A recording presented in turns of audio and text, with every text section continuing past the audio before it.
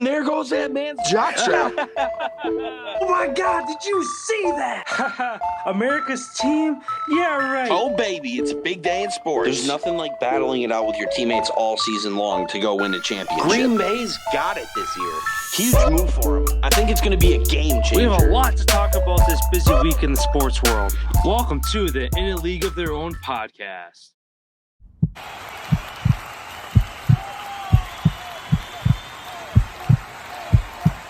Hello, everyone, and welcome to today's NBA segment. Jumping into it right here, All-Star game coming up very shortly here. The All-Star captains were announced, the starters as well, reserves to come in the near future for when the two captains do their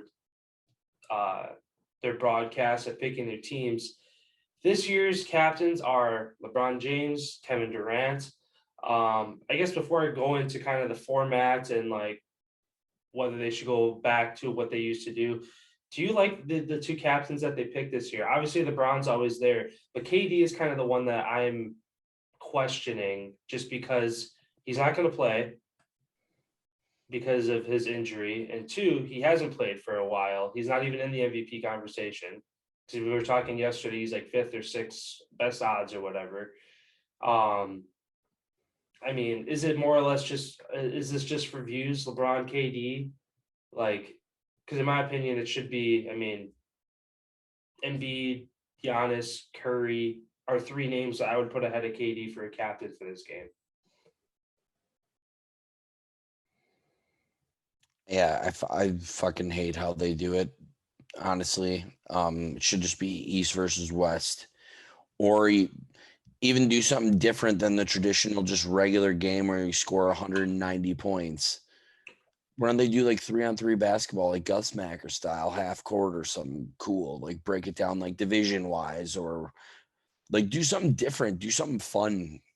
Like, yeah, the 3-point contest, dunk contest, all that stuff is where all that's at. So that's all I watch. I don't watch an All-Star game just because I don't like how the format is, because it's, I don't know, it's not really fair because you're picking players that you've played with or you're best friends with, and it's not people who deserve to be there. Like, that's why I believe that all Pro Bowl, All-Star, all of that should be a committee. It shouldn't be fan voting. I feel like it should all be a committee and of the most deserving people to go. Mm-hmm. Yeah, because speaking on that, like letting the fans control it, I think I saw. Yeah, dude, what was it a couple of years ago where a whole bunch of fans sabotaged and got some guy into the game who's like a bench player? Yeah. Well, even this year, Klay Thompson. I think Klay Thompson has more votes than Devin Booker. Yeah, see, like that's not right. No.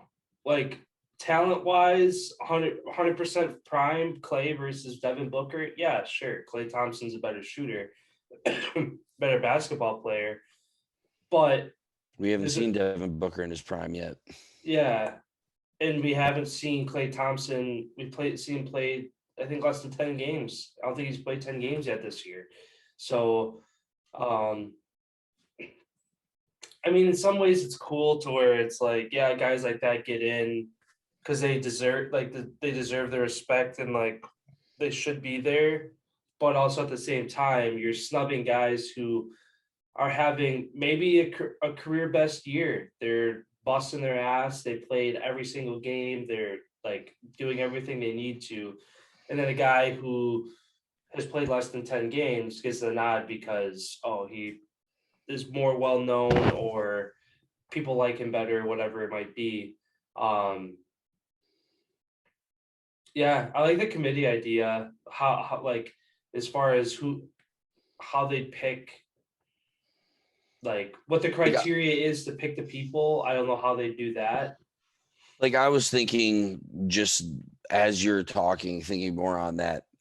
Like, obviously this is for the fans. That's why they do all-star events. It's for the fans. It's for also the people who are doing it to be able to bring their families along and have the experience of a lifetime as well.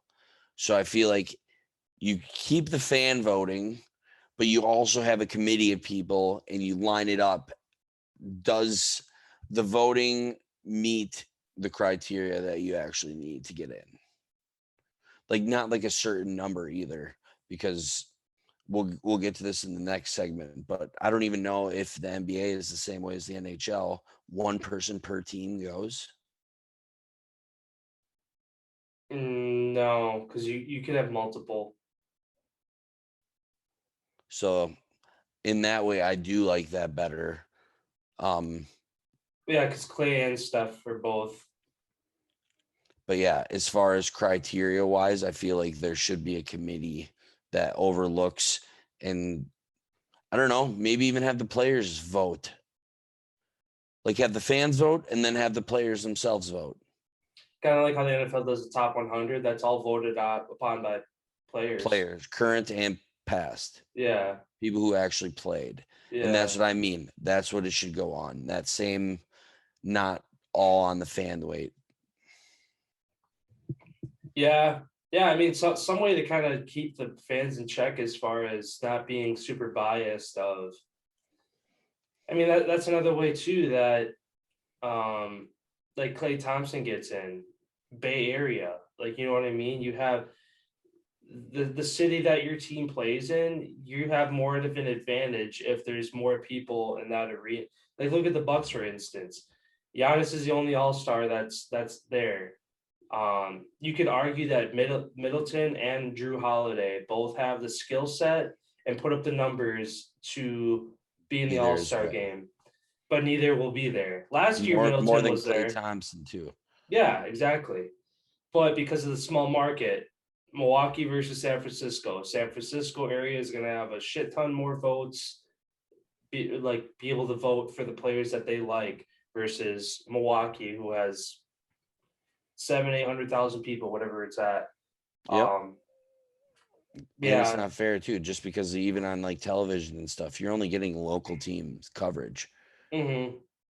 So unless you're seeing something on like ESPN, a 30-second highlight, you're not even getting a chance to watch half the people in the league. Yeah, exactly. So like, how can you vote for all fucking 10 guys that you've maybe watched 5 consistently? Yeah. Yeah, I think it should, like, as far as the format, I think it should go back to an East-West kind of thing too. And kind of like have a little bit of like weight behind it, to where East versus West, whichever conference wins gets the 4 to 3 game advantage in the NBA finals. Like, I think that'd be something fun too to add to it. That way there's more defense. The games mean a little bit more. Because otherwise right now it's just whichever team, like the 2 teams in the finals, whichever team has the better record gets the advantage, which kind of makes, like, it's not a bad way of doing it. It's the better team that's in the finals gets the extra home game. But yeah, just things to Is that make a playoff change. record it goes off of, right? No, a regular season record. Oh, really? Yeah. So if you're a team that if you're a team that comes in as a 4, 5, 6 seed and goes the distance, you're not going to get it. You're probably not going to get home court advantage in the finals unless you're a 5 and the other team on the other side is a 6. But even still, that wouldn't work, because the number 6 seed in the East right now is probably 8 games better than the 6 seed in the West. So, like, yeah. It should be playoff record. Yeah. Yeah, or just, again, like in this case, to make the All-Star game mean more, whichever conference wins it, they get home court advantage in the finals. That's how the NFL is, correct? I don't know how they do it. Well, I believe it used to be that way. Whichever conference wins the Pro Bowl got to host Well, NFC Rams. No, that has Here, nothing. let me just check quick. The Rams host because they're the higher seed. Well, it was determined that it was in Los Angeles before the year started. Well, the Super Bowl, yeah. Yeah, that's what I'm saying. Oh, that's just that. As far as like an NFC stadium or an AFC stadium, Yeah. that's just a bidding war. Whoever's got more deeper pockets to Oh, I throw thought. around. Because it's been NFC for 4 straight years. US Bank, Vikings, NFC, Bucks, NFC, Rams, NFC, the Mercedes-Benz Dome, Falcons, NFC. I can't remember the last time that it's been Hard Rock Stadium, whenever the last Super Bowl was their last, Dolphins. They don't really alternate between like, oh, an NFC stadium gets to host the Super Bowl this year, AFC next year. Because I think it's been NFC, an NFC stadium has hosted the Super Bowl. I want to say the last 3 or 4 years straight. Yeah, it was. I got confused. It was baseball that used to do it, but they don't do that anymore. It's just the regular season record. Yeah, I feel like across the board for all professional sports, they could kind of add a little bit more weight, a little bit more, some more meaning to this All-Star game rather than just views and for fun. Like years ago, Pro Bowl 20 years ago, dudes would hit each other hard, like because they want that extra 50 G's than you across the field, and like it means something. But now it's just two-hand touch basically. But yeah. Yeah, and then on to my point here. After two fans were tossed in the game last night in the Lakers game, they were sitting courtside. We've seen this over the past, fans getting tossed from games, whatever the reason may be. Do you feel that the fans are too close to the court and there needs to be a little bit more space between the playing floor players and the spectators?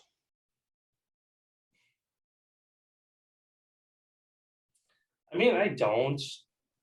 People are going to be pieces of shit no matter what, no matter how close they sit to the court. Whether you're sitting courtside or you're sitting 20 rows up, you could hurt somebody if you want to. It doesn't matter where you're sitting. Right. But I would just mean, like, as far as you look at every other sport, and there's at least some barrier between where the spectators are and where the players are, whether that's a thin piece of glass in hockey or that's a wall for NFL stadiums or walls for soccer stadiums or walls for in the nets for MLB. I was just saying regarding like that. Yeah, I don't know.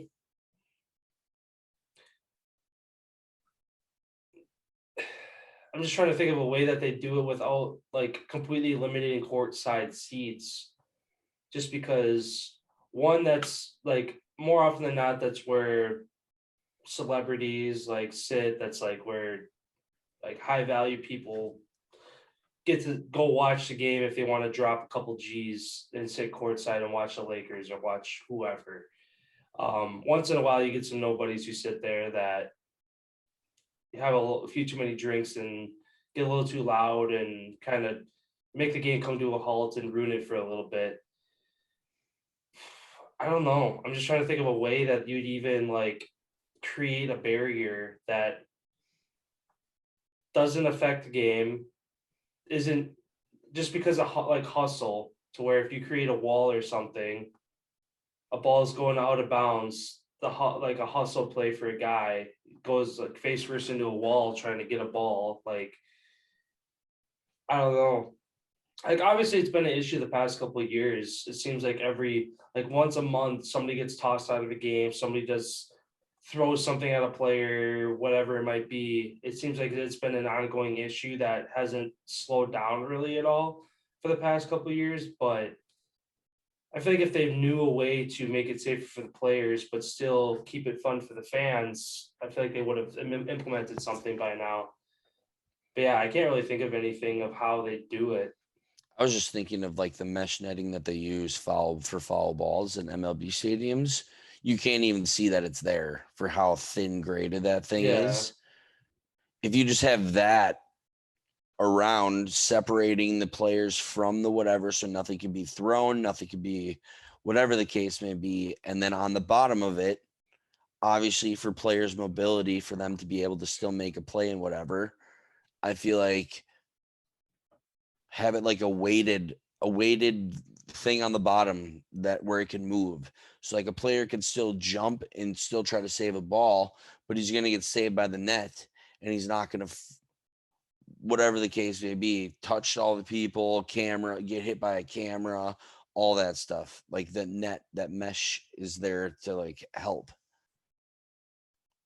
Yeah, that could work. I mean, Because all you got to do is literally take the courtside seats and move it 2 feet back, a foot back, and drop the net, and you're good. Like, I just feel like there should be at least some separation between whether it's a fucking rope, something. Like, there should be some sort of boundary of where the playing field is and where the spectators are, yeah. just to I keep the mean, peace. yeah. But I mean, in the case they gave me referencing, that was heckling. So like whether you're courtside or 20 rows up, you can heckle. You know what I mean? See, but then I feel like if you put that boundary in there, you can make that clear. They're not touching you. They're not doing whatever. Obviously, if what they're saying is super volatile, the events staff will come down and escort these people. But you as a player shouldn't be able to go, hey, these guys out. These whatever the case may be. Like, fuck. You're a professional athlete. I'm pretty sure you've been chirped before in your life. Mm-hmm. Like, get over it. Yeah. And as a fan, you're paying however umpteen hundreds of dollars to go to an event. You should whatever the fuck you want to say. Yeah. Yeah. I mean, Obviously, if other fans have repercussions and you get in a fight with another fan or whatever for what you say, that's your own risk in saying whatever you're saying. But there should be that line there of where the game is and where everybody else, all the spectating, everything else is. yeah. Yeah. I mean, I could see that becoming a thing eventually, just because it's going to build into somebody's going to get hurt. Something bad's going to happen at some point to What where, if someone charges the court and just tackles someone? yeah. Well, yeah, You know, exactly. like That could, I can't believe that hasn't happened yet. yeah. I've only seen good things where a kid runs out on the court and hugs one of their favorite players, and he's like, "Oh, hey, buddy," and then they run back to their seat. Like, Or some drunk asshole stumbles out and falls right on the court, like in the middle of yeah, the play or something. Like, but people have a puked matter of court. time. People have puked courtside, and they got to stop the game and come clean it up. Like, Yeah. um, yeah, I don't know. I mean, I think it's gonna take like something bad, like something big to happen to where like, okay, we need to address this now before they make a change. Because I feel like that's what it always comes to with professional sports or anything. They don't want to put in the time or the effort or the money to address something unless it's bad. Somebody gets hurt, somebody like that's always what it comes to. Somebody gets hurt.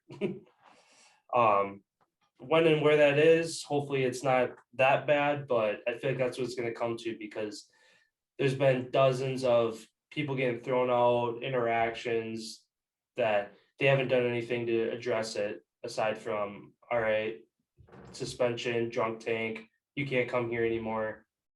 Kind of that's basically all they do. I don't know. I don't think that they're gonna come out of the blue and be like, all right, we're changing it now. I think it's gonna take something bad to happen before they do. Yeah, who knows when that would be. I was just saying as far as just implementing it. Yeah. Like just for player safety, fan safety. Yeah, that's kind of why I said it was just for the safety purposes. Yeah. Well, sounds good. That concludes today's NBA segment.